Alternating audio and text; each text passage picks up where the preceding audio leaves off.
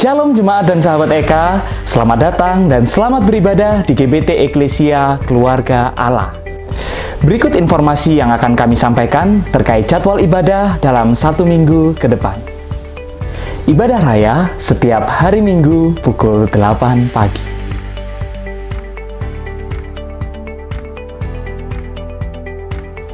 Ibadah sekolah Minggu pukul 8.30 pagi.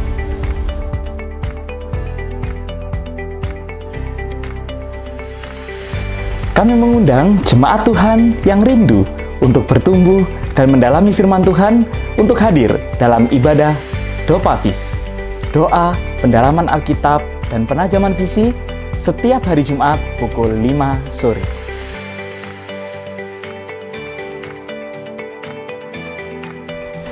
Kami juga memohon kepada jemaat untuk ikut mendukung akun sosial media GBT Eka dengan cara follow dan like Instagram @gbt.eka, juga subscribe dan like YouTube GBT Eklesia. Jangan lupa, demi kenyamanan bersama, kami juga memohon kepada para jemaat yang membawa handphone untuk bisa mematikan atau memposisikan handphone dalam mode silent. Sekian informasi yang dapat kami sampaikan. Terima kasih atas perhatiannya. Selamat beribadah. Tuhan Yesus memberkati. Shalom, puji nama Tuhan. Bapak Ibu yang dikasihi Tuhan, kita sama-sama bersatu hati, kita berkumpul semua karena kemurahan Tuhan, amin. Kita bisa ada di tempat ini, kita bisa beribadah bersama-sama, bersekutu bersama, semua karena kemurahan Tuhan. Mari kita nyanyikan pujian ini bersama-sama. Kita mau nyatakan di hadapan Tuhan, Tuhan, Engkaulah juru selamat kami. Terima kasih Tuhan.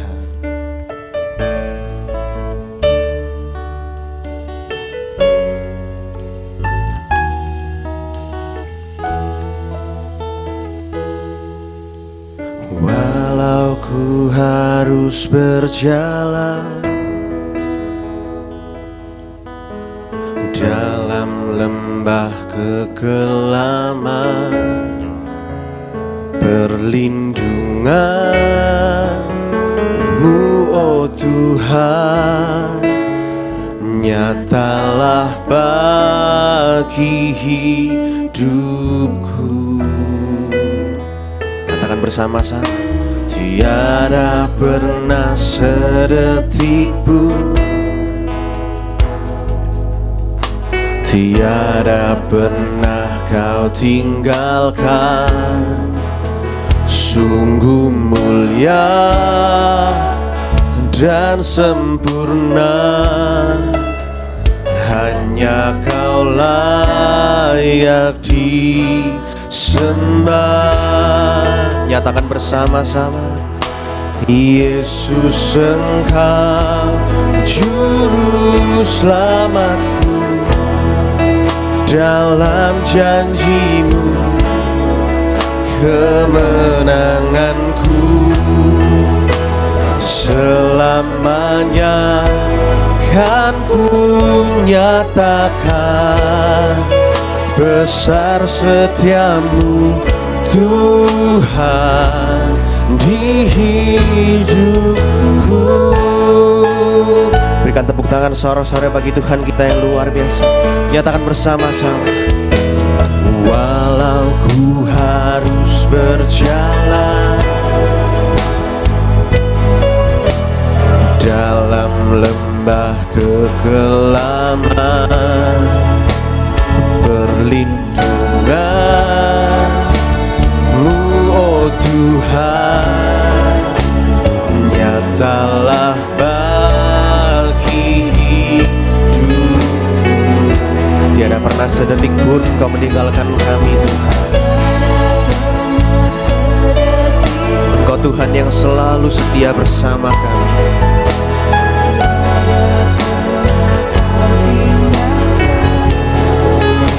Sungguh mulia dan sempurna, hanya Kau layak disembah. Nyatakan bersama-sama, katakan, Yesus Engkau Juru Selamatku, dalam janji-Mu kemenanganku. Selamanya kan ku nyatakan besar setiamu Tuhan di hidupku.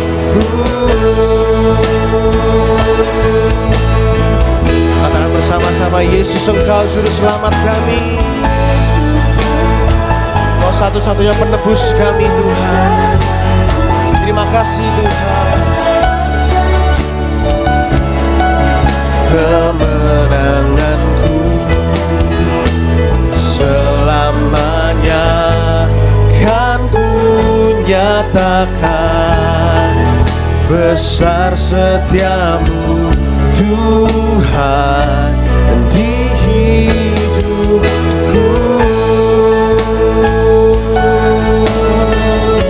Mari sembah Dia, katakan, angkat suaramu memuji Dia.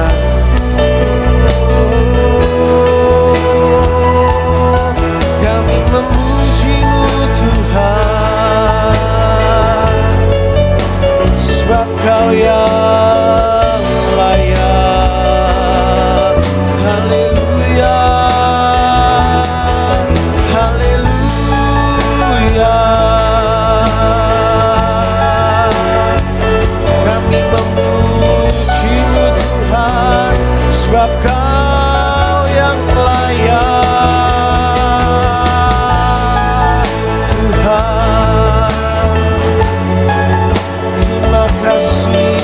Buat kasih-Mu, buat penebusan-Mu.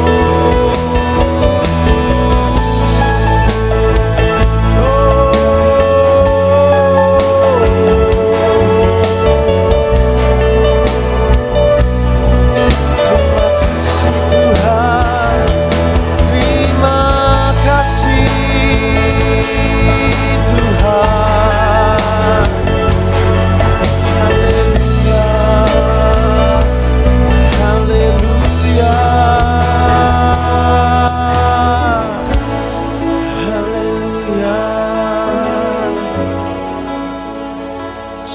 Kasih-Mu Tuhan, semua karena anugerah-Mu kami boleh ada sampai saat ini. Ini semua bukan karena kekuatan kami, ini semua bukan karena kegagahan kami Tuhan. Ini semua karena Engkau Tuhan. Engkau Tuhan yang berdaulat atas hidup kami. Terpujilah nama-Mu untuk selama-lamanya Tuhan. Dan ini yang menjadi kerinduan kami, meninggikan nama Tuhan sampai nanti Tuhan panggil kami pulang. Selama kami hidup, selama kami masih bernafas Tuhan, kami mau angkat suara kami memuji Tuhan, dan mau angkat suara kami menyembah Tuhan. Terima kasih Yesus.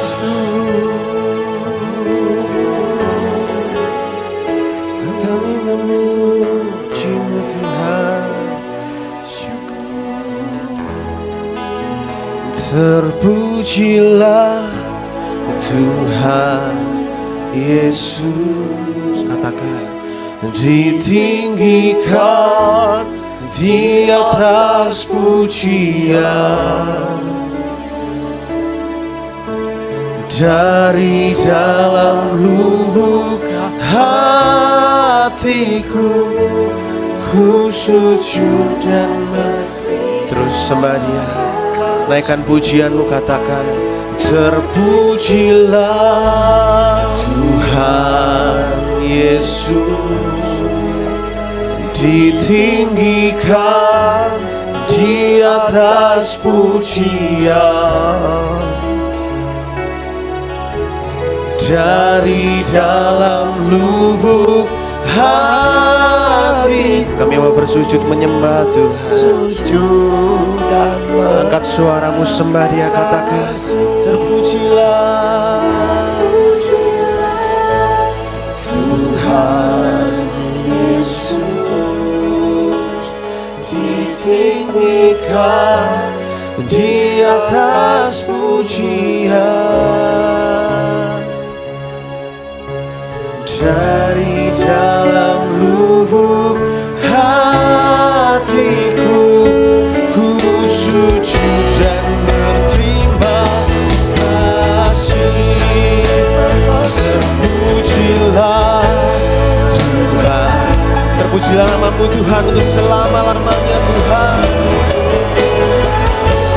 Di atas pujian, katakan bersama-sama. Dari dalam lubuk hatiku, ku sujud dan berterima kasih. Dengan lebih sungguh-sungguh sama-sama nyatakan di hadapan Tuhan. Katakan terpujilah Tuhan Yesus, ditinggikan di atas pujian. Dari dalam lubuk hatiku, ku sujud dan berterima kasih. Dari dalam lubuk hatiku, ku sujud dan berterima kasih. Dari dalam lubuk hatiku, ku sujud dan berterima kasih. Dari dalam lubuk hatiku, ku sujud dan berterima kasih. Kami menundukkan diri kami kepadamu Bapa, karena kami tahu Engkaulah penolong kami. Engkaulah yang senantiasa menyertai kami. Engkau yang senantiasa membimbing kami. Walaupun kami berjalan dalam lembah-lembah kekelaman, tapi Engkau tidak pernah meninggalkan kami. Engkaulah gembala kami, Engkaulah pelindung kami. Oh, tongkat-Mu dan gadamu itulah yang menjadi kekuatan dalam hidup ini. Itu sebab Tuhan, saat ini kami datang dengan penuh ucapan syukur. Kami bersyukur dan berterima kasih untuk semuanya, dan kehadiran-Mu di tengah-tengah kami pagi hari ini membawa kami terus lebih dekat kepadamu. Karena kami tahu saat ini dalam minggu-minggu Prapaskah ini kami sedang berjalan menuju salib. Kami berjalan menuju kemenangan Tuhan pada kebangkitan-Mu. Terima kasih Bapa, terima kasih. Itu sebab saat ini kami datang bersama-sama. Oh Tuhan, biarlah hadirat-Mu yang ada di tengah-tengah kami boleh bersama-sama dengan kami. Kami boleh memuji, kami boleh memuliakan, kami boleh membesarkan nama-Mu, sehingga hadirat-Mu memenuhi kehidupan ini. Kami serahkan semua pelayan-pelayan, kami serahkan jemaat, kami serahkan semua, sehingga kami boleh merasakan pertolongan Tuhan dalam hidup ini. Terima kasih Bapa. Kami akan memulai ibadah kami di dalam nama Tuhan Yesus Kristus, dan semua yang siap memuji memuliakan Tuhan katakan amin. Puji nama Tuhan.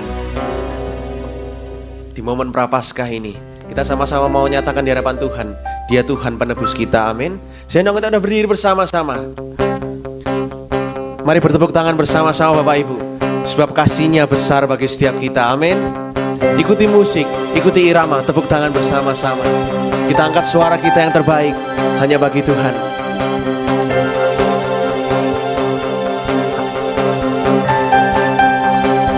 Katakan, oh giranglah. Mari bersukacita bersama-sama. Oh giranglah. Katakan, Tuhan Yesus amat cinta pada saya. Oh giranglah. Katakan sama-sama, come on. Oh giranglah, nyanyikan. Oh giranglah, Tuhan Yesus amat cinta pada saya. Katakan, oh giranglah. Katakan, oh giranglah. Oh giranglah. Katakan, Tuhan Yesus amat cinta pada saya. Oh girang. Sekali lagi sama-sama nyanyikan. Katakan, oh giranglah. Oh giranglah. Oh giranglah,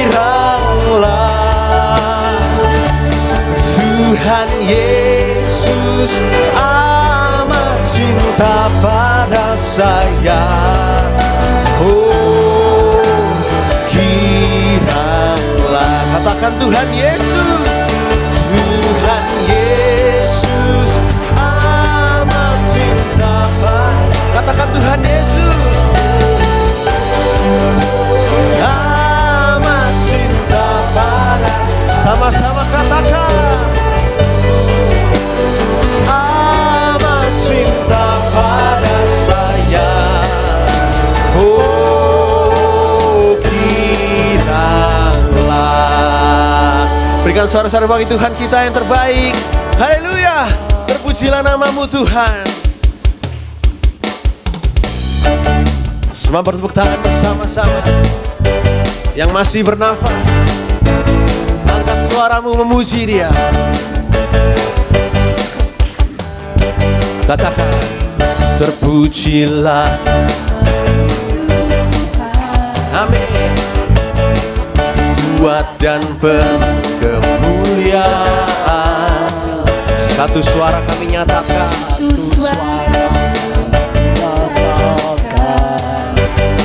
Kebesaran-Mu tetap selamanya. Katakan, terpujilah.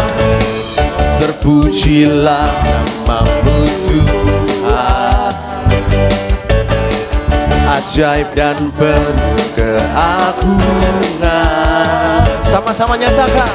Satu hati kami nyatakan. Kerajaan-Mu kekal selamanya. Katakan bersama-sama.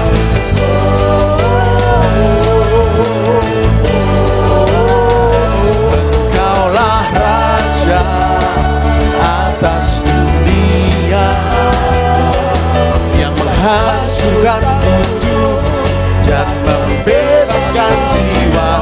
Kami bersorak, bertepuk tangan.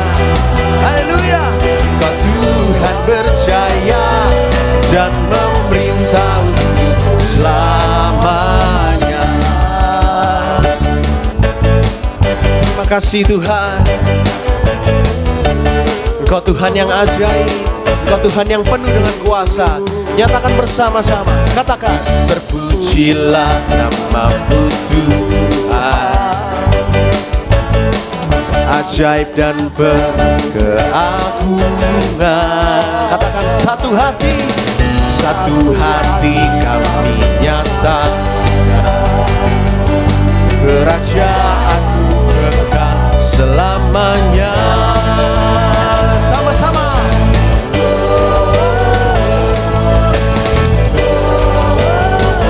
Engkaulah Raja atas dunia, yang menghancurkan kutuk, yang membebaskan setiap kami.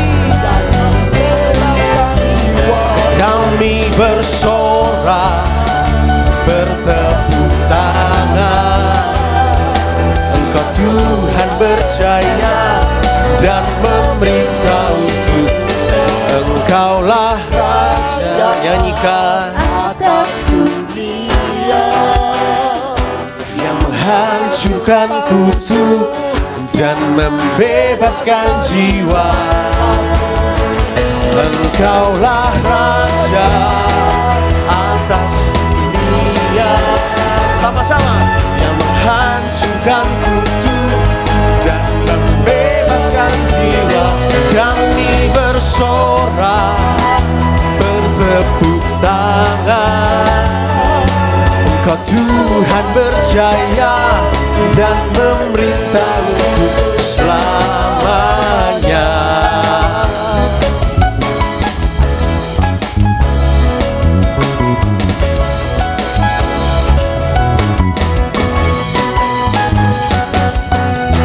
Puji Tuhan, sorak-sorai yang meriah bagi Tuhan kita yang ajaib. Silakan duduk kembali Bapak Ibu terkasih dalam Tuhan. Bersama-sama kita akan menyiapkan hati dan pikiran kita untuk diisi oleh kebenaran firman Tuhan.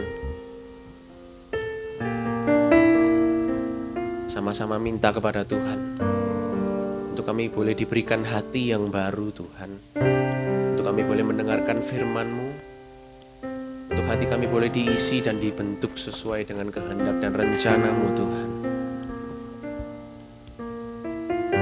Jangan biarkan si jahat Tuhan mengganggu firman yang akan masuk dalam hati kami.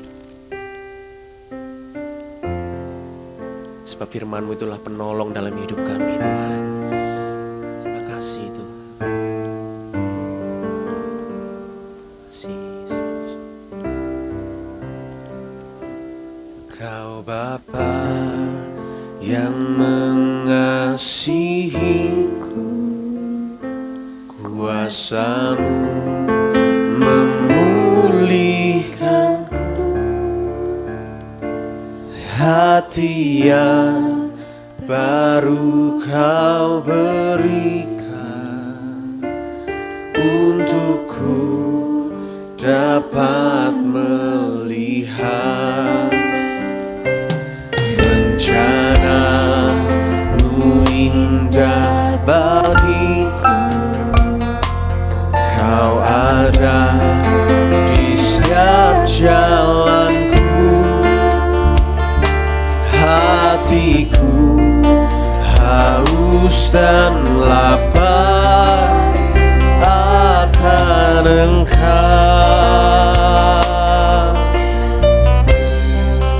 Kaulah segalanya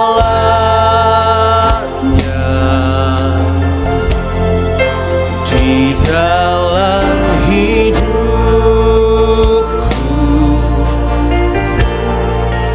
kerajaan-Mu, kebenaran-Mu itu bagianku.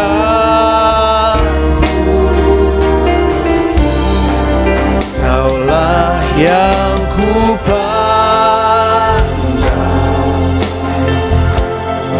selama hidupku,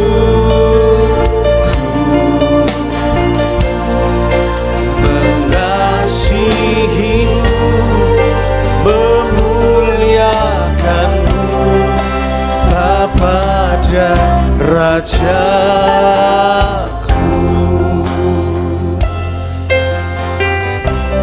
Kau Bapa yang mengasihi,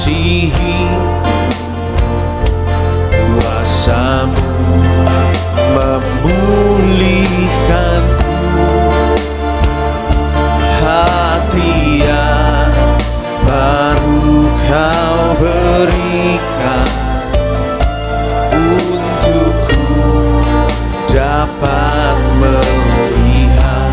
rencana-Mu indah bagi setiap kami.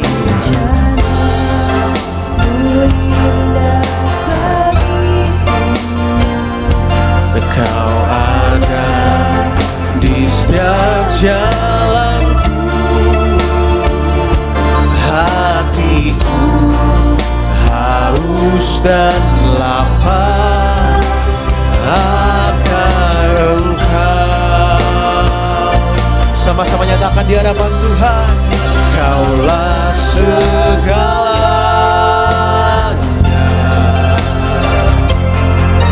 di dalam hidupku. Kerajaan-Mu, kebenaran-Mu, itu bagianku.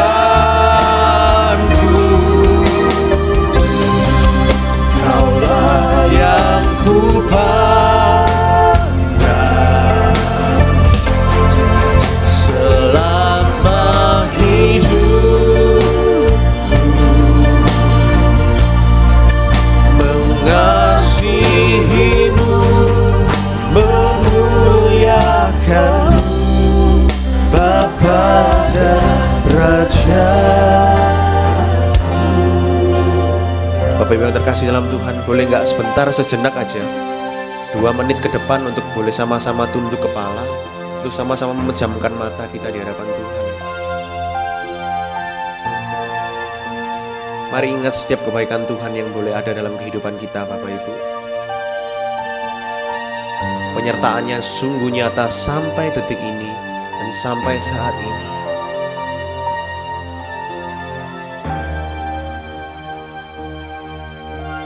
Di dalam pekerjaan, di dalam kesehatan, di dalam keluarga, di dalam kuliah, pendidikan, dan lain sebagainya.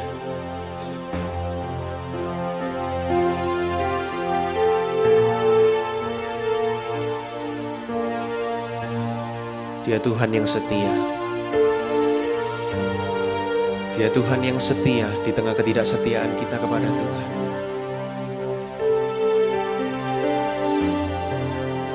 Saya undang untuk kita berdiri bersama-sama.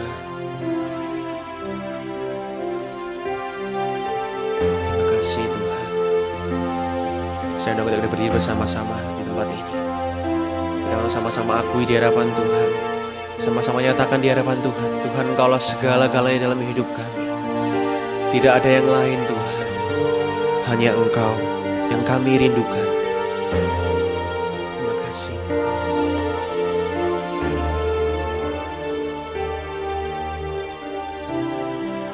Kaulah segalanya.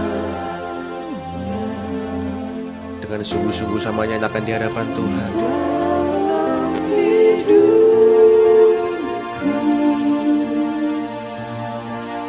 Kerajaan-Mu, kebenaran-Mu, itu bagianku.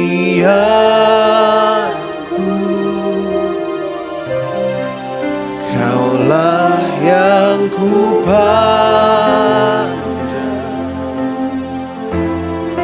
selama hidupku. Katakan mengasihi-Mu, memuliakan-Mu, Bapa dan Raja. Sekali lagi sama-sama nyatakan di hadapan Tuhan. Katakan, Kaulah segalanya, ya Tuhan, di dalam hidupku.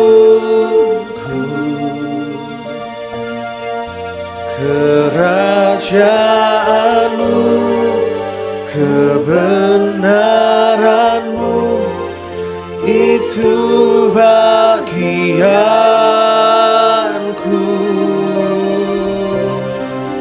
Kaulah yang kupandang selama hidupku. Mengasihi-Mu, memuliakan-Mu, Bapa dan Raja. Katakan mengasihi-Mu Tuhan, mengasihi-Mu, memuliakan. Katakan mengasihi-Mu, mengasihi-Mu, memuliakan-Mu, mengasihi-Mu, memuliakan-Mu.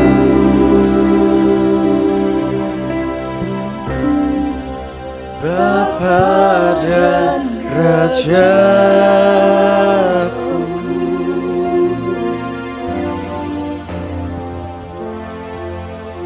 Benar Tuhan, inilah yang menjadi pengakuan kami.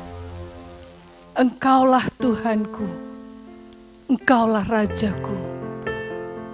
Engkaulah yang kami sembah siang dan malam. Kepadamu Tuhan, kami mau menundukkan diri kami. Biarlah kerajaan-Mu yang hadir, yang menguasai hidup kami. Sehingga kami benar-benar boleh berjalan pada jalan-Mu yang benar. Sebentar kami akan merenungkan kebenaran firman-Mu Bapa. Kuasai hati pikiran kami, sehingga benar-benar Roh Kudus yang memimpin. Kami mau membuka hati kami, sehingga benih-benih firman Tuhan boleh tumbuh dan berbuah di dalam kehidupan kami, dan boleh mengubah hidup kami menjadi kehidupan yang baru, yang semakin kuat, yang semakin dewasa di dalam Tuhan. Pakai hamba-Mu sebentar yang akan menyampaikan firman Tuhan, urapi dia dengan kuasa-Mu.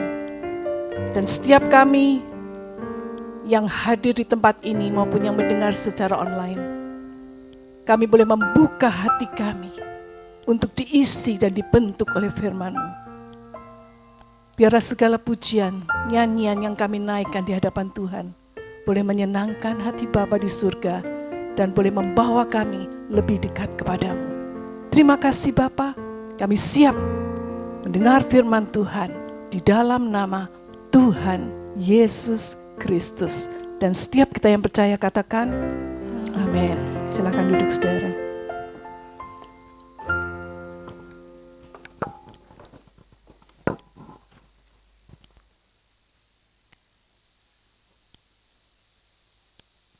Shalom Bapak Ibu Saudara sekalian. Puji Tuhan kalau hari ini kita boleh bersama-sama kembali. Hari ini kita tetap masih dalam sebuah masa yang disebut dengan masa Prapaskah. Masa menjelang Paskah. Dan dalam masa ini kita boleh belajar untuk menghayati apa yang telah Tuhan lakukan bagi hidup kita. Dan bagaimana kita harus bersikap kepada Tuhan dan kepada dunia ini. Saudara, hari ini saya ingin kita belajar tentang satu tema antara pedang melawan salib. Pedang versus salib. Apa maksudnya? Saudara, ketika dunia dipenuhi dengan berbagai macam berita tentang perang, dan di sana di daerah Timur Tengah sedang bergejolak, perang, rudal-rudalan. Tetapi bagaimana kita sebagai orang percaya di tempat ini harus bersikap? Bagaimana kita sebagai anak Tuhan yang menyandang predikat anak Tuhan? Apakah kita ikut hanyut dengan saling memprovokasi, saling menuduh, saling menghujat? Yang satu pro Israel, yang satu pro Iran, ya, saling hujat di media sosial. Lalu bagaimana dengan kita? Apa panggilan kita sebagai orang percaya? Kita akan membaca di dalam Injil Lukas pasal yang ke-9 ayat yang ke-23. Ya, sudah ditampilkan, kita akan baca ayat ini bersama-sama. 2, 3. Setiap orang yang mau mengikut aku, ia harus menyangkal dirinya, memikul salibnya setiap hari, dan mengikut aku. Sekali lagi saya akan bacakan dari terjemahan lain. Kemudian ia berkata kepada mereka, siapa yang ingin mengikut aku, harus mengesampingkan keinginan serta kesenangan dirinya sendiri, dan memikul salibnya setiap hari, dan berdekatan dengan aku. Mengikut aku itu artinya mendekat selalu kepada Tuhan. Saudara, ketika dunia dipenuhi perang, orang percaya dipanggil untuk memikul salib. Apa maksudnya memikul salib? Bagaimana, apakah kita harus buat salib dulu dari kayu yang besar, kemudian kita pikul kemana-mana kita pergi? Saudara, kita akan melihat apa arti memikul salib dalam kehidupan kita sehari-hari. Yang pertama, ketika kita membaca ayat ini, kita melihat keadaan dunia kita. Dunia yang dipenuhi dengan konflik itu mengingatkan kita akan kerusakan hati manusia.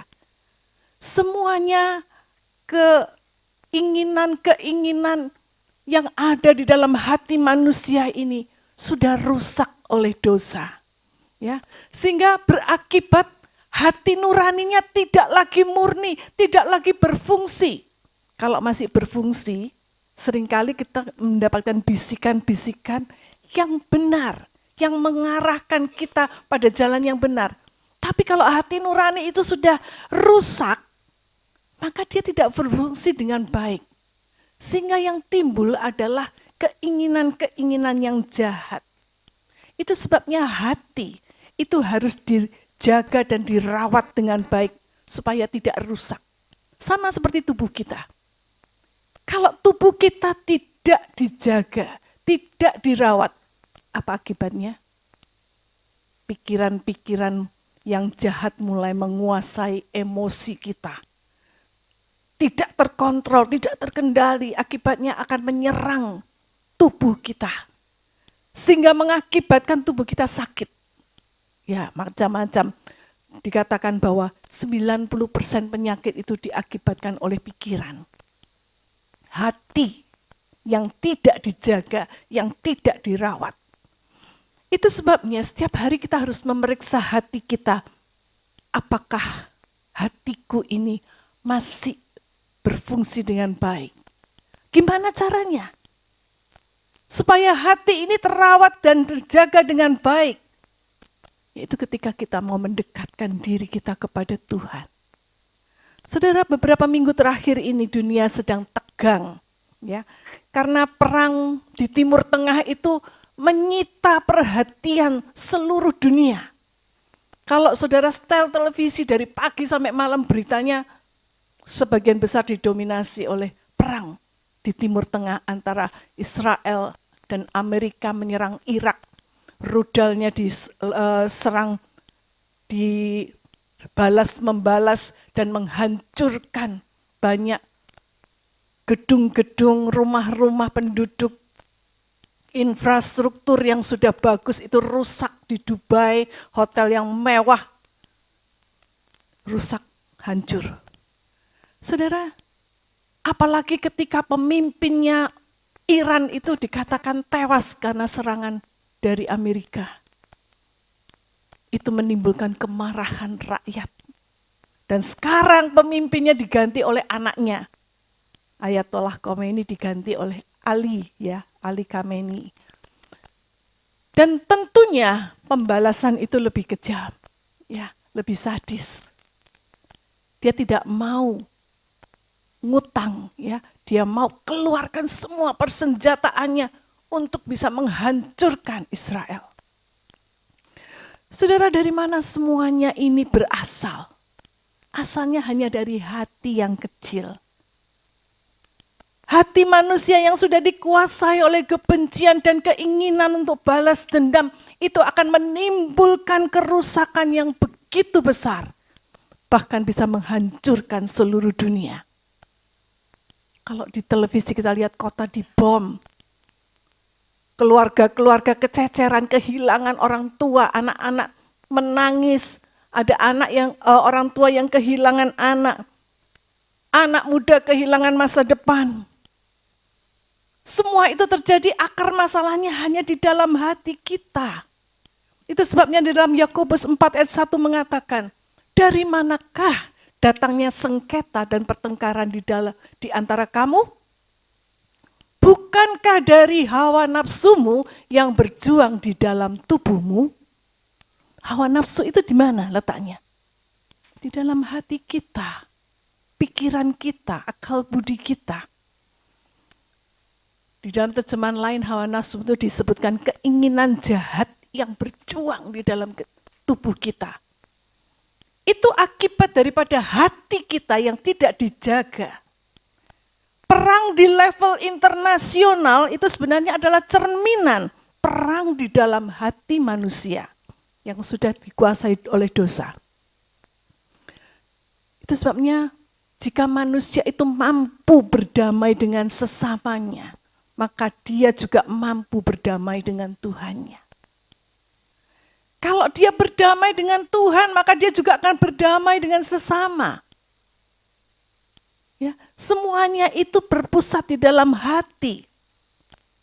Ada orang yang mengkhayal, seandainya seluruh dunia ini jadi Kristen, mungkin tidak ada lagi peperangan.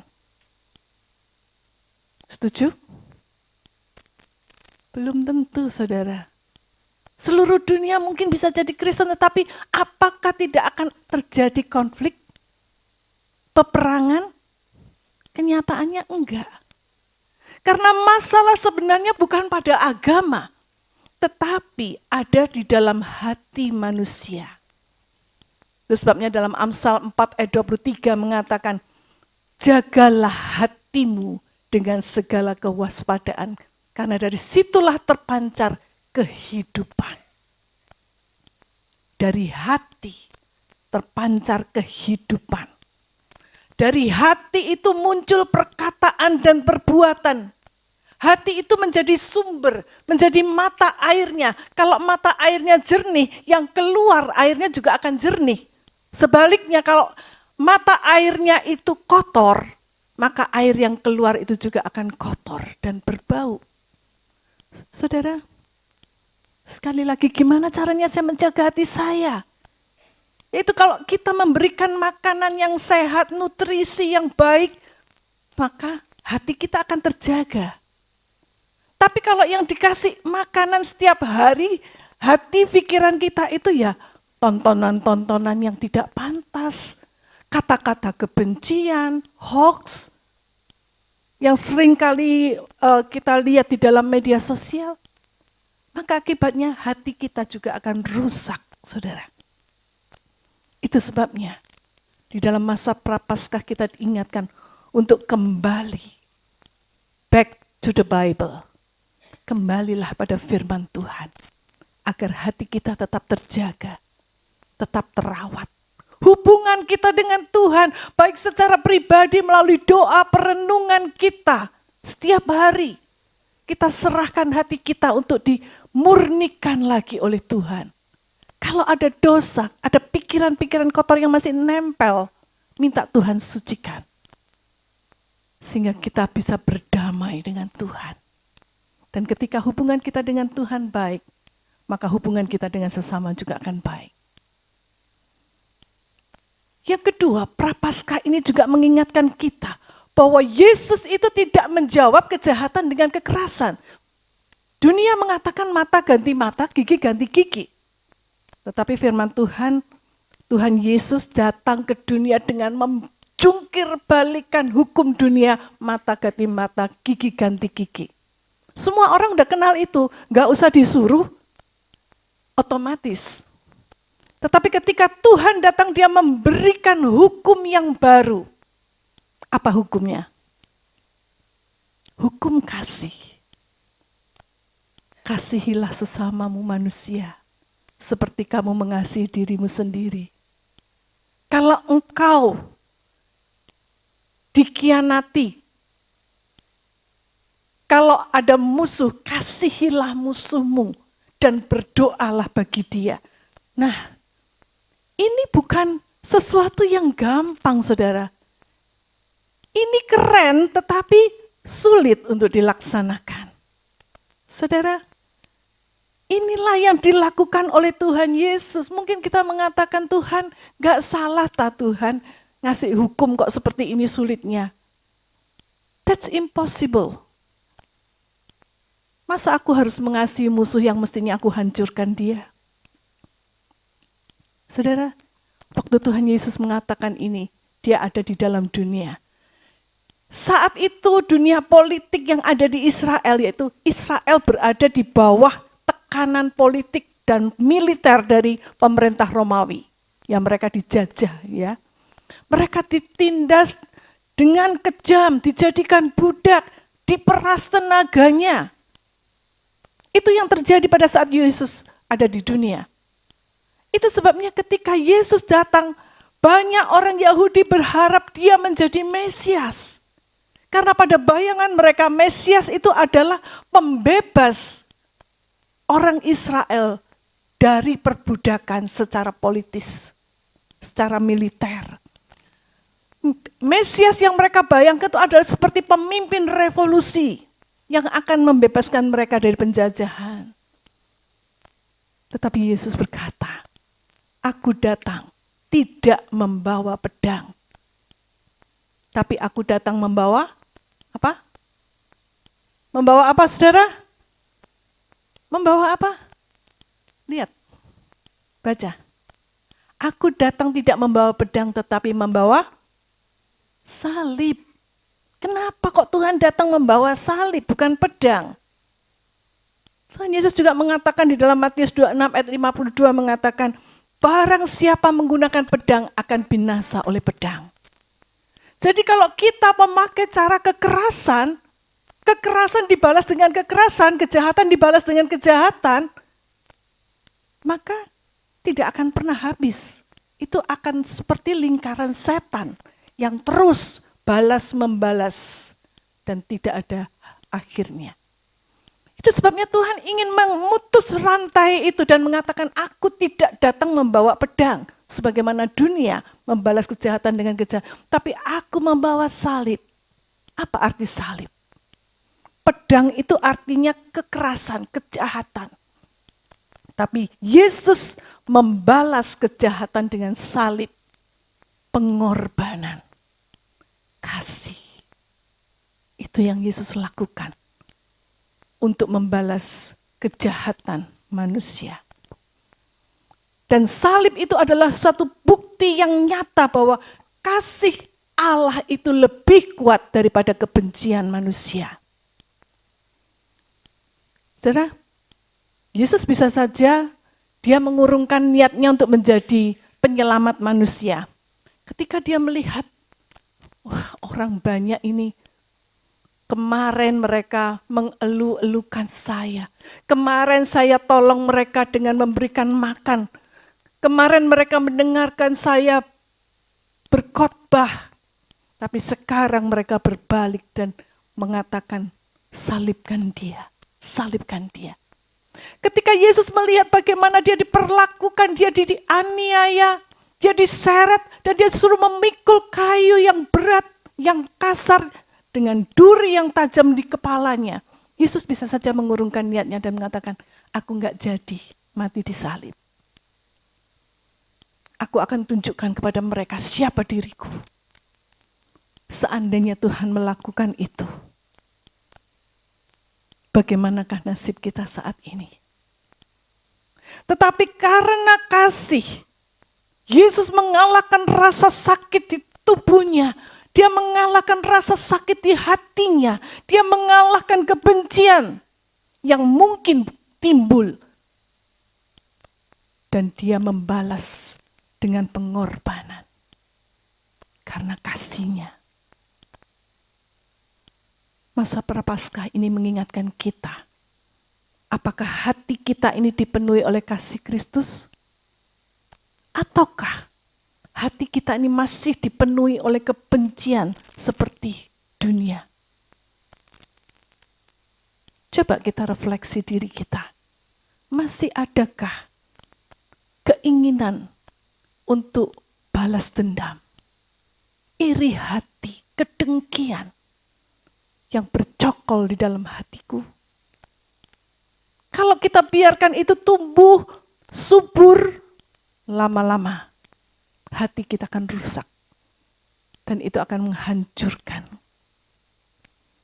Masa Prapaskah ini mengingatkan kita akan kasih dan pengorbanan Kristus bagi kita orang berdosa yang seharusnya kita dihukum, tapi Dia sudah menerima hukuman ganti kita.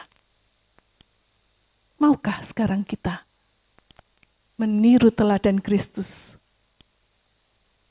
dengan kasih dan pengorbanan kita mengiring Tuhan sampai akhir hidup kita? Kita menunjukkan kasih kita kepada sesama, orang-orang yang membenci kita, orang-orang yang mengkhianati kita sekalipun, kita kasihi dia. Inilah makna dari Prapaskah. Hati ini adalah sumbernya. Itu sebabnya jaga hatimu dengan segala kewaspadaan. Apa artinya memikul salib yang ketiga? Memikul salib itu juga berarti hidup berbeda dari dunia. Saudara, Yesus berkata, pikullah salibmu setiap hari. Bukan cuma pikul salibmu hari Minggu saja. Atau setahun sekali. Tetapi pikullah salibmu setiap hari. Apa artinya memikul salib? Memikul salib itu bukan hanya sekedar menanggung penderitaan karena Kristus, kita dihujat oleh orang, oleh netizen, karena kita ini pengikut Tuhan. Bukan itu saja. Tetapi memikul salib itu berarti memilih jalan Kristus yang mungkin berbeda dengan jalan dunia. Kita memilih dengan segala resikonya dan segala akibatnya. Kita pilih mengikuti jalan salib, jalan penderitaan demi Kristus. Berbeda dengan jalan dunia. Nah, lalu gimana kalau kita terapkan dalam kehidupan sehari-hari dalam konteks Indonesia hari ini? Bagaimana saya memikul salib di tempat di mana saya berada saat ini? Saudara, memikul salib itu bisa berarti yang pertama adalah menolak budaya kebencian. Menolak budaya kebencian atau culture of hate.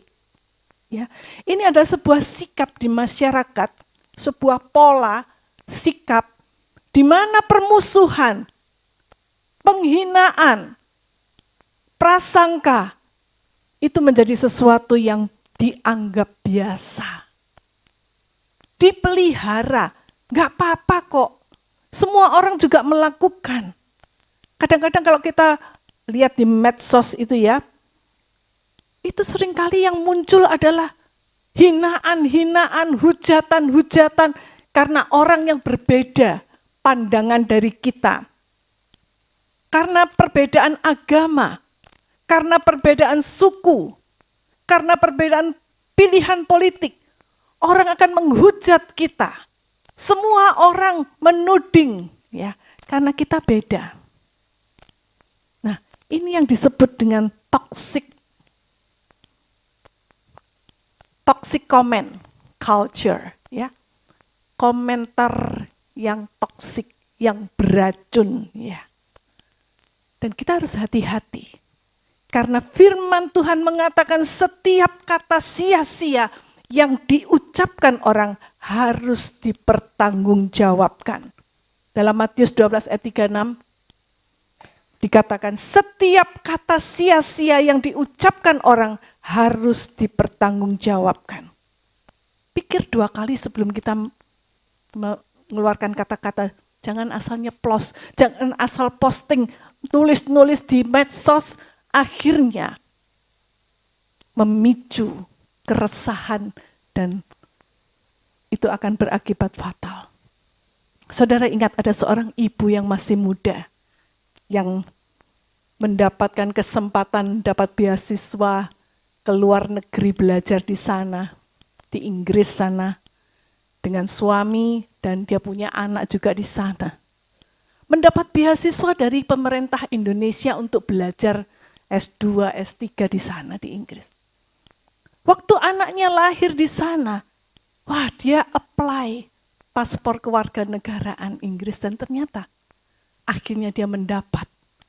Saking senengnya dia posting di medsos dan mengatakan, wah kalau dalam bahasa kita puji Tuhan, akhirnya yang saya rindukan bisa terwujud. Anak saya dapat kewarganegaraan Inggris.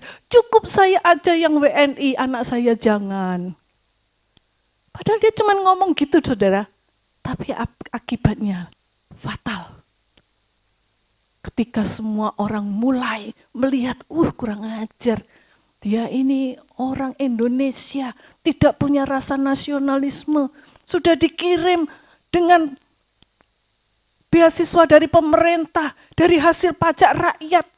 Kok sekarang di sana dia malah menjelek-jelekkan Indonesia dan mengagungkan warga negara sana. Saudara, akibatnya fatal.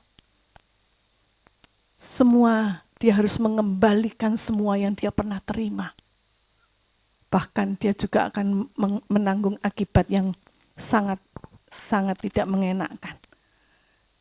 Semua berasal dari kata-kata yang tidak dijaga. Nah, bagaimana kita bisa hidup di tengah-tengah dunia yang semacam ini? Di mana ada culture of hate, budaya kebencian. Orang percaya dipanggil untuk membawa damai. Donald Trump, Presiden Amerika, pernah sesumbar bahwa dia mengklaim dirinya menjadi duta perdamaian dunia. Karena Amerika sudah mengakhiri 6 perang. Nah, jadi dia mengangkat dirinya sendiri menjadi duta perdamaian dunia. Dan ini adalah klaim sepihak. Karena yang memberikan itu adalah dirinya sendiri. Kita sebagai anak-anak Tuhan,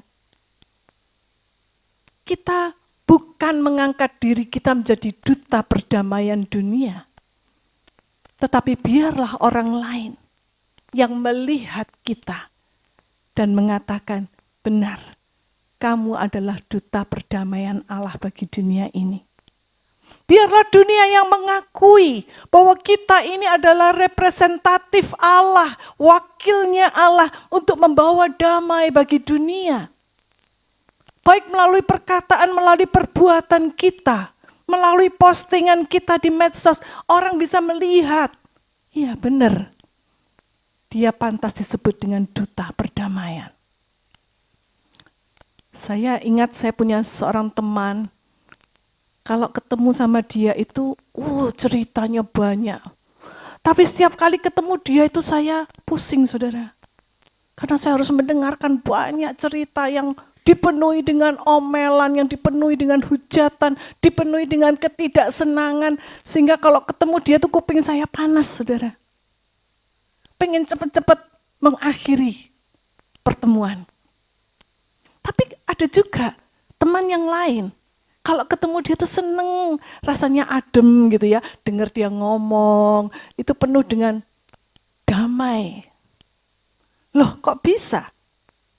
Apa yang menyebabkan? Oh, memang ada orang-orang yang dari sononya ya, dari bawaan lahirnya yang kalem, yang cool, tapi ada yang emosian.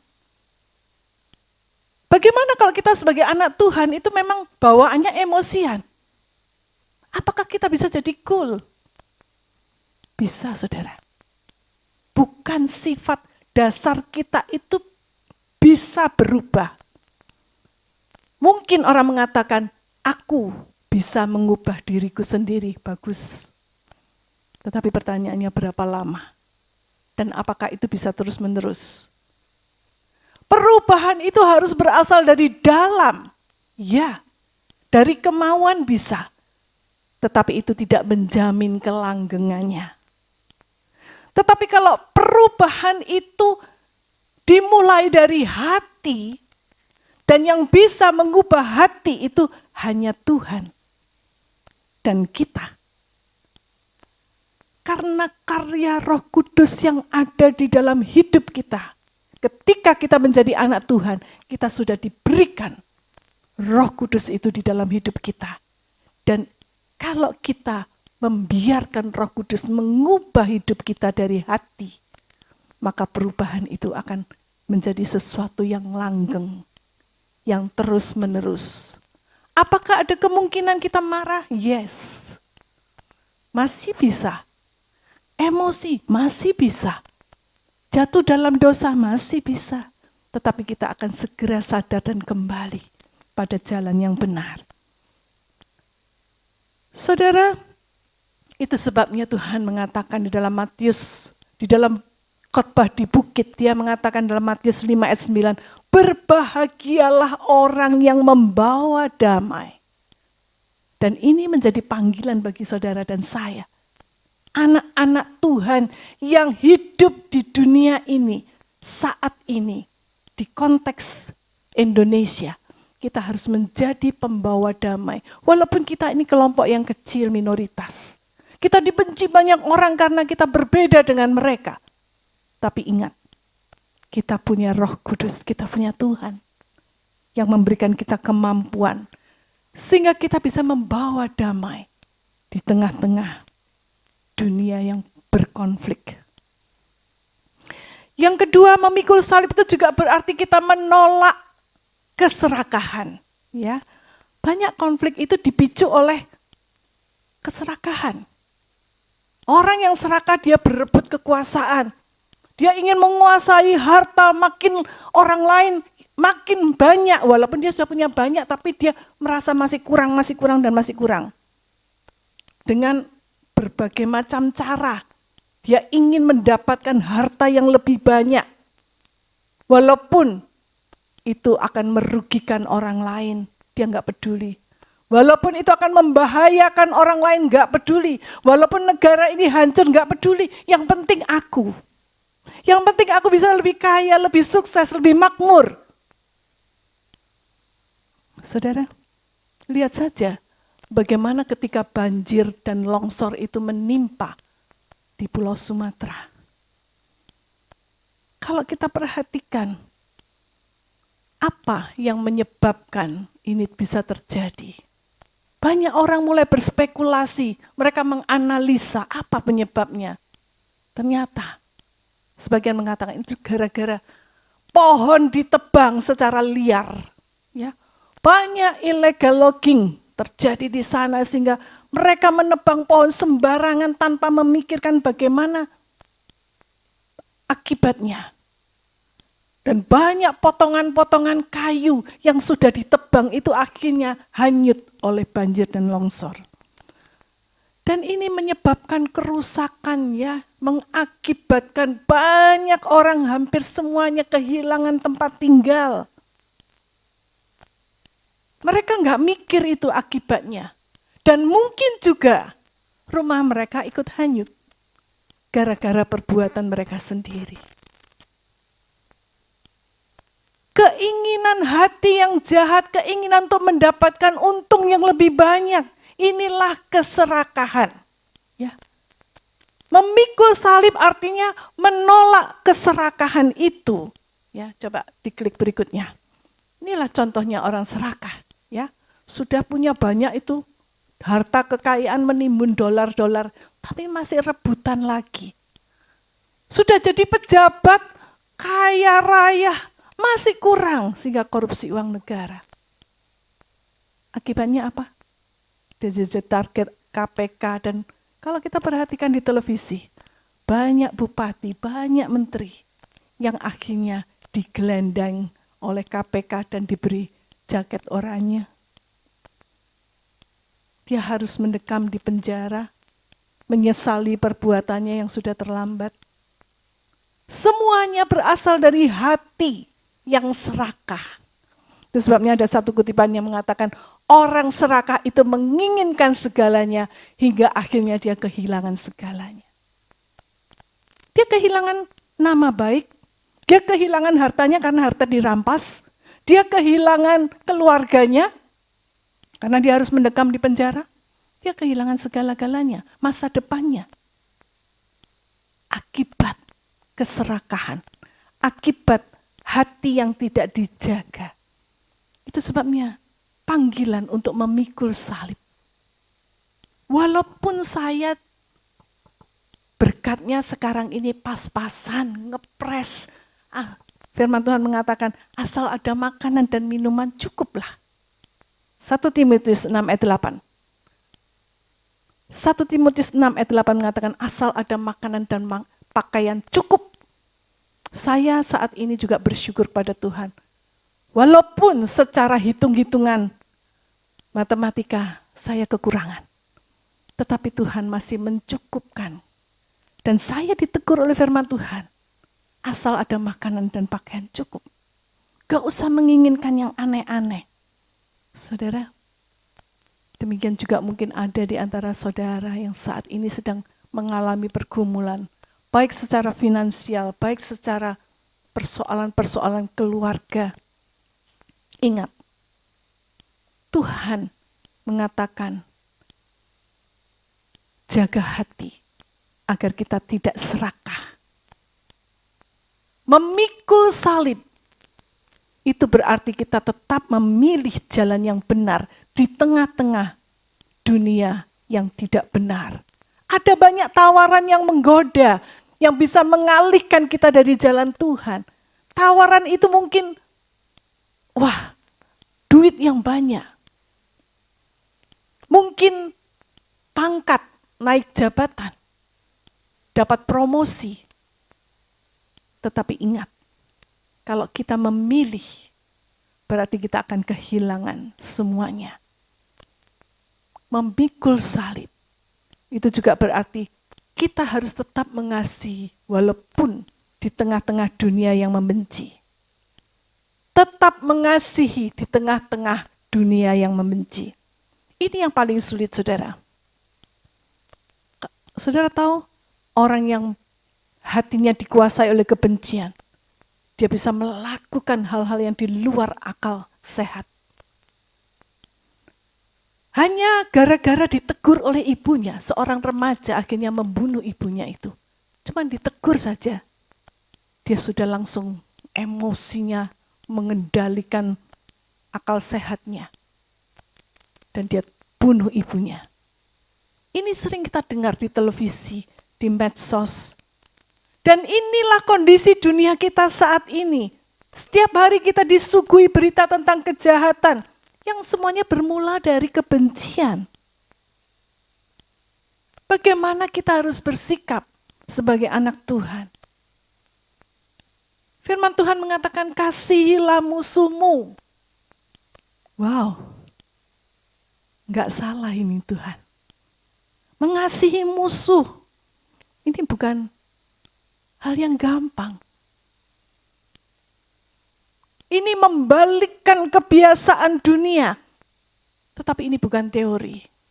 Ini adalah perintah. Perintah untuk mengikuti jalan salib. Jalan penderitaan bagi daging kita. Agar kita bisa menjadi murid yang sejati. Walaupun itu enggak mudah. Tetapi itu harus menjadi pilihan kita. Mengasihi musuh. Ketika dunia membenci, kita harus tetap menunjukkan kasih. Prapaskah mengajak kita untuk memeriksa hati kita. Sebelum kita mengkritik dunia yang penuh dengan peperangan, kita juga harus bertanya dalam diri kita sendiri, apakah ada perang di dalam hati saya? Apakah saya tuh masih ada konflik di dalam batin saya sendiri? Antara memilih yang benar atau memilih yang menguntungkan. Antara memilih yang benar atau memilih yang salah. Cari kerja itu sulit. Ini mumpung ada tawaran kerja yang gampang, yang duitnya banyak. Tapi enggak halal. Tapi merugikan orang lain. Pilih mana? Ini ada konflik di dalam batin kita. Ada perang. Kadang-kadang kita melupakan hal yang kecil. Tapi kalau kita terus pelihara hal yang kecil ini, lama-lama dia akan membesar dan menguasai hati kita. Mungkin di dalam hubungan suami istri, ada hal-hal masa lalu yang menjadi luka di dalam batin kita yang tidak segera dibereskan. Akibatnya kalau ketemu tuh bawaannya seperti Tom and Jerry, saudara. Pengennya berantem terus. Karena ada luka. Dan itu ada di dalam hati. Kadang-kadang di dalam keluarga saja ketemu tapi tidak saling komunikasi. Mungkin tinggal serumah, mungkin tidur seranjang. Tapi kalau komunikasi lewat HP. Saudara, bagaimana dengan kehidupan berjemaat sebagai keluarga Allah?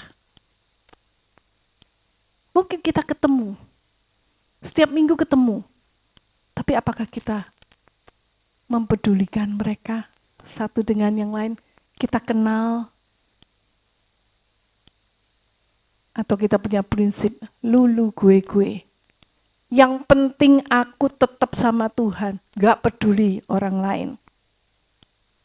Saudara, apalagi kalau kita merasa, kamu bukan levelku, kamu tidak sesuku dengan aku, kamu tuh tingkatan berpikirnya tuh masih rendah. Lalu kita menjauhi. Saudara, kadang perang dunia itu dimulai dari perang di dalam hati manusia. Itu sebabnya masa Prapaskah ini adalah waktu bagi kita untuk bertobat kembali ke jalan yang benar. Tinggalkan hidup yang lama, tinggalkan kebiasaan dunia yang dipenuhi dengan culture of hate, kebencian, hoax, yang dipenuhi dengan segala macam kerakusan. Kita kembali kepada jalan yang benar, bertobat, berdamai, buat rekonsiliasi dengan Tuhan, berdamai dengan sesama. Kita kembali kepada Tuhan sebagai sumber kehidupan itu. Inilah makna dari Prapaskah. Maukah saudara memeriksa hati saudara supaya hati kita kembali dimurnikan oleh Tuhan? Harapan orang percaya tidak ada pada politik dunia. Saudara, dunia mungkin terus berperang. Namun, bagi orang percaya berlaku satu prinsip yang ada di dalam Yesaya 2 ayat yang 4 mengatakan, mereka akan menempa pedang menjadi mata bajak. Artinya apa? Pedang itu adalah senjata. Senjata yang dipakai untuk membunuh. Ditempa menjadi mata bajak. Mata bajak itu adalah bajak untuk menggemburkan tanah sehingga tanah itu bisa ditanami dengan baik, dengan subur, menghasilkan buah. Jadi orang Kristen, umat Tuhan yang setia itu akan dipelihara oleh Tuhan di tengah-tengah dunia yang semakin rusak. Mereka akan menjadi satu kelompok orang percaya yang setia, umat Tuhan yang setia, ya. Dalam bahasa aslinya disebut the remnant. Remnant itu adalah kelompok sisa yang dikhususkan oleh Tuhan. Dan orang-orang yang dipelihara oleh Tuhan, yang memelihara hatinya, itu akan dipelihara oleh Tuhan. Dari sesuatu yang dipenuhi dengan kebencian, di tengah-tengah dunia yang dipenuhi oleh kebencian ini, dia akan memunculkan sebuah kehidupan yang baru. Kehidupan yang berbuah, yang indah, yang bisa mempermuliakan Tuhan. Umat itu akan diberkati oleh Tuhan, akan dipulihkan oleh Tuhan. Apakah saudara mau masuk dalam kelompok ini? Kembali pertanyaannya, maukah kita menjaga hati kita dengan kewaspadaan? Karena suatu hari Kristus akan datang kembali. Dan pada hari itu tidak ada lagi perang, Tidak ada lagi bom, tidak ada lagi rudal, tidak ada lagi air mata.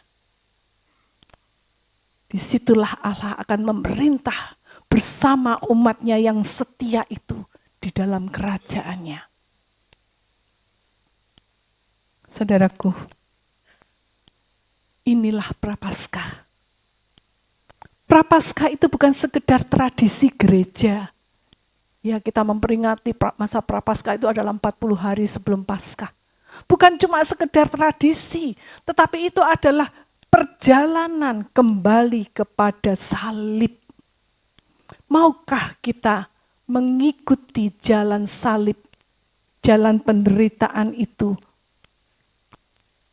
Gereja dipanggil di dalam dunia ini yang dipenuhi oleh konflik untuk menjadi tanda perdamaian Allah bagi dunia. Inilah Prapaskah. Kita dipanggil, saudara. Walaupun mungkin harus melalui jalan penderitaan. Tapi maukah saudara tetap setia mengiring Tuhan dan menjadi duta perdamaian Allah bagi dunia ini? Dunia mungkin memilih pedang, tetapi kita memilih salib. Dan melalui salib itulah dunia akan diselamatkan. Itu sebabnya seorang orang suci yang disebut dengan Santo Fransiskus dari Assisi, dia pernah berdoa seperti ini. Tuhan, jadikan aku pembawa damai. Bila terjadi kebencian, jadikan aku pembawa cinta kasih. Bila terjadi penghinaan, jadikan aku pembawa pengampunan. Bila terjadi perselisihan, jadikan aku pembawa kerukunan. Bila terjadi kesesatan, jadikan aku pembawa kebenaran. Bila terjadi kebimbangan, jadikan aku pembawa kepastian.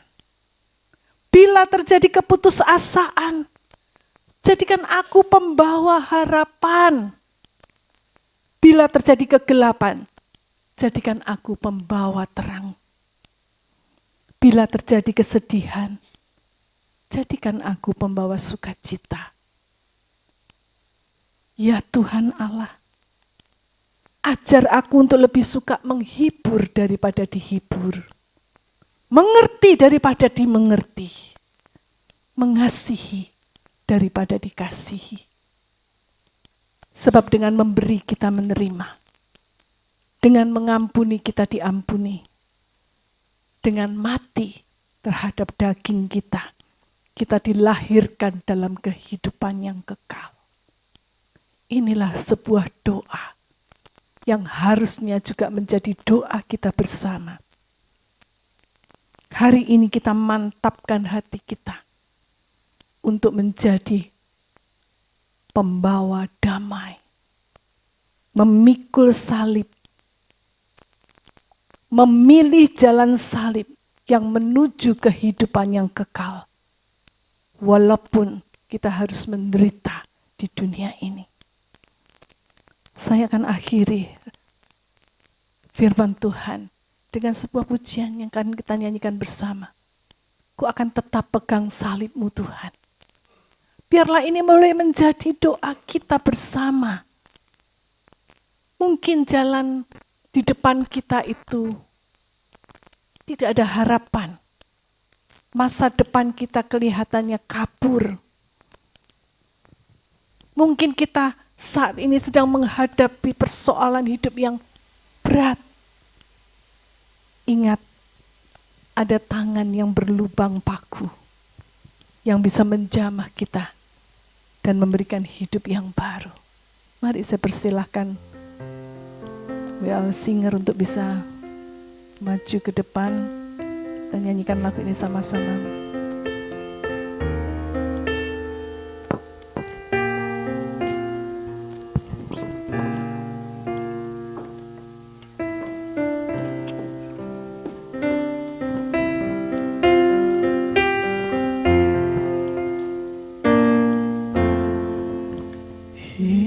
Hidup yang putus asa tak berarti. Jalan dengan tanpa harapan, lalu tangan yang berlubang paku menjamah jadi hidup baru, dan kayu yang kasar mengubahku. Jalan hidup yang penuh kegagalan,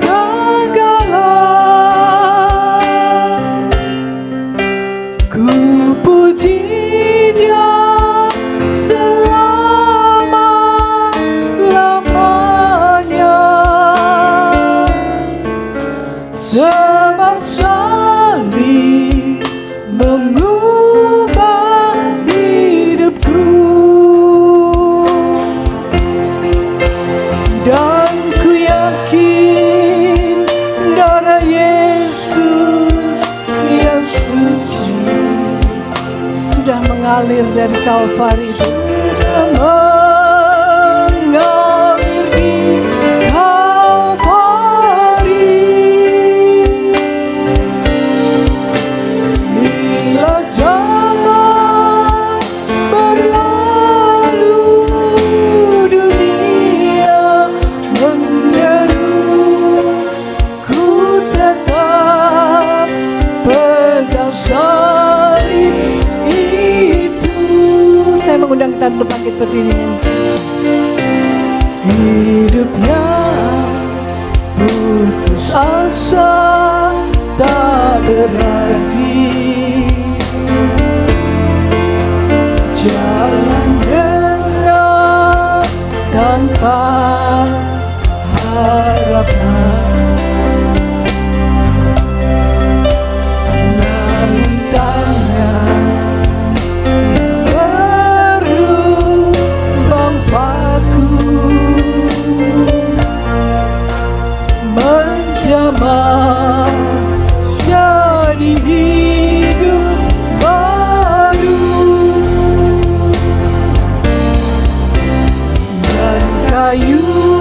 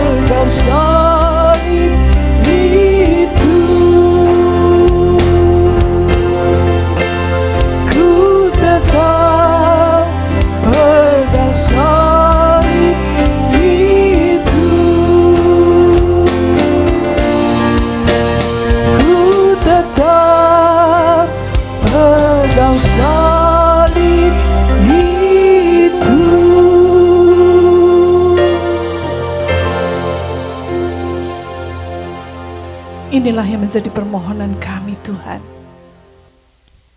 Kami akan terus memegang salib Kristus di tengah-tengah dunia yang sedang bergejolak ini.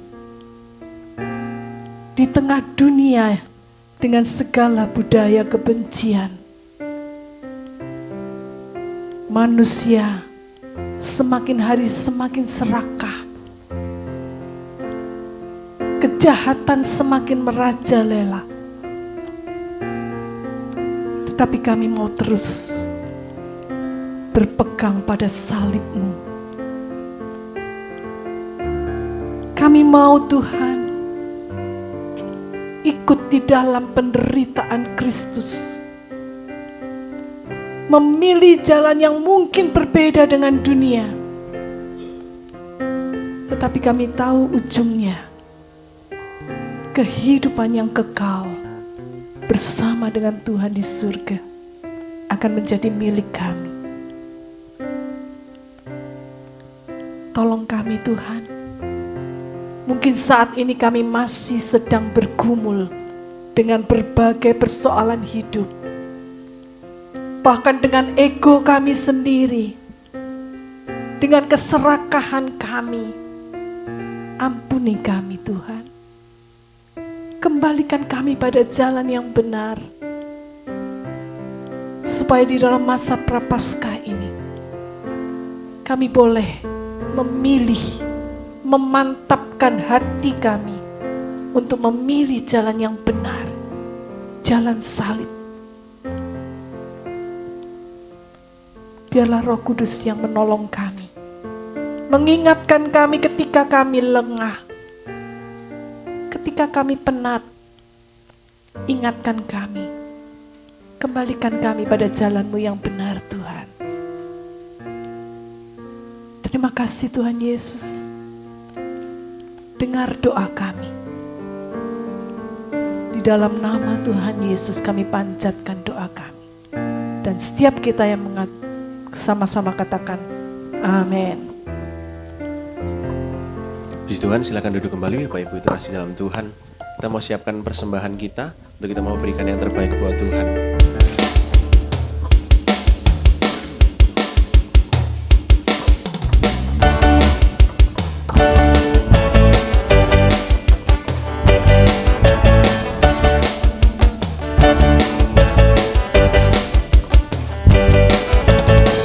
Terpujilah nama-Mu Tuhan, kuat dan penuh kemuliaan. Satu suara kami nyatakan, kebesaran-Mu tetap selamanya. Terpujilah nama-Mu Tuhan, ajaib dan penuh keagungan. Satu hati kami nyatakan, kerajaan-Mu kekal selamanya.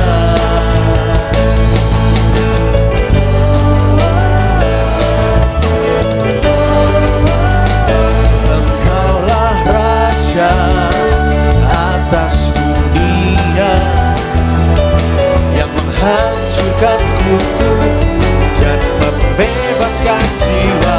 Kami bersorak, bertepuk tangan. Oh, Tuhan berjaya dan memerintah untuk selamanya.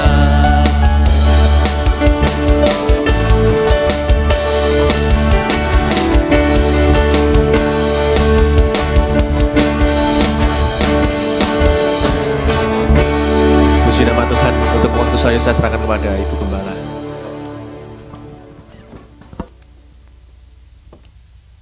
Mari kita bangkit berdiri. Sekali lagi kami datang di hadapan Tuhan. Biarlah segala persembahan yang telah kami berikan, Tuhan memberkati, agar boleh menjadi kebaikan bagi gereja-Mu, bagi orang-orang yang membutuhkan. dan bagi kami sekalian. Tuhan, Engkau memberkati setiap kami yang sudah membuka hati kami untuk diisi oleh firman-Mu. Di dalam mungkin pergumulan-pergumulan kami yang mungkin tidak bisa kami katakan, tetapi Engkau mengetahui hati kami. Biarlah Tuhan Engkau tolong setiap kami, anak-anak-Mu Tuhan, supaya kami boleh terus berada pada jalan Tuhan, memilih yang benar. Walaupun ada banyak godaan di dunia ini, mantapkan langkah kami Tuhan, supaya kami makin bertumbuh dewasa di dalam Tuhan. Terima kasih untuk firman-Mu, terima kasih untuk persekutuan yang indah ini. Biarlah semua ini boleh membawa kami semakin mendekat kepadamu. Dan kami juga boleh saling mempedulikan satu dengan yang lain. Berkati setiap kami Tuhan. Mari kita angkat kedua tangan kita di hadapan Tuhan. Kiranya berkat dari Allah Bapa Surgawi, kasih karunia dari Tuhan kita Yesus Kristus, dan persekutuan dengan Roh Kudus akan memelihara engkau. Pulanglah dan terimalah berkat Tuhan di dalam nama Tuhan Yesus Kristus.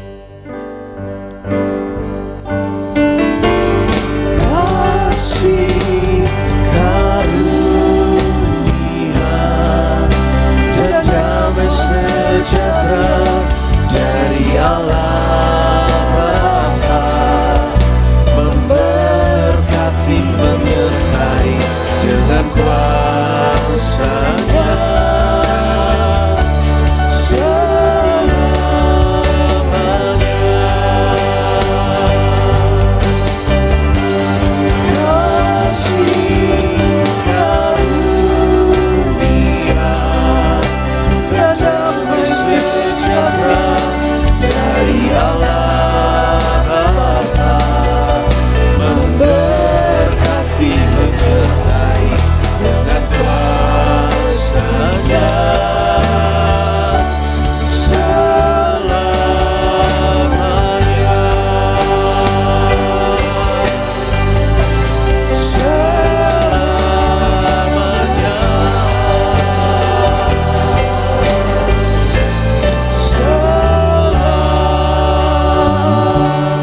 selamanya.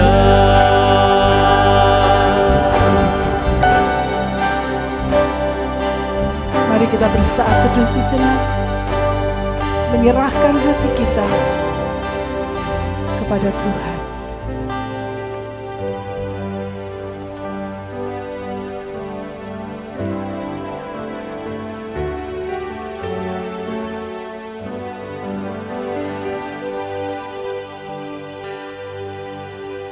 Amin.